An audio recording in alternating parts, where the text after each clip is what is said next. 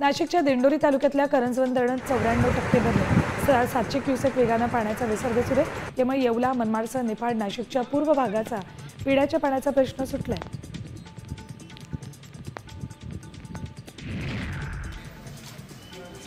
मनमाड नांदगाव रस्त्यावर भरधाव वेढाला दुचाकीस्वाराने महिलेच्या गळ्यातील सोनसाखळी चोरली। पोलिसांनी या 3 आरोपींना ताब्यात घेतले, तसेच त्यांच्याकडून 90,000ची सोनसाखळी जप्त केली।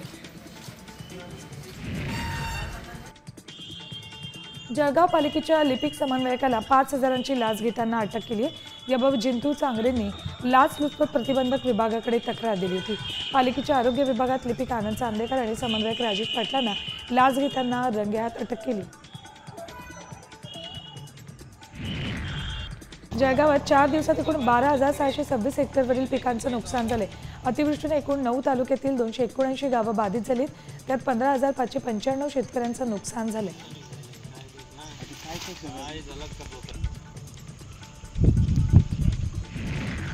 जळगावच्या मायनगर परिसरात 5 वर्षीय चिमुरड्यावर मोकाट कुत्र्याने हल्ला करून त्याच्या मानेचे लचके तोडलेत। हल्ल्यात गंभीर जखमी झालेल्या चिमुरड्यावर सध्या रुग्णालयात उपचार सुरू आहेत। जळगावमधील भटक्या कुत्र्यांबाबतचा भय कमी होत नाही।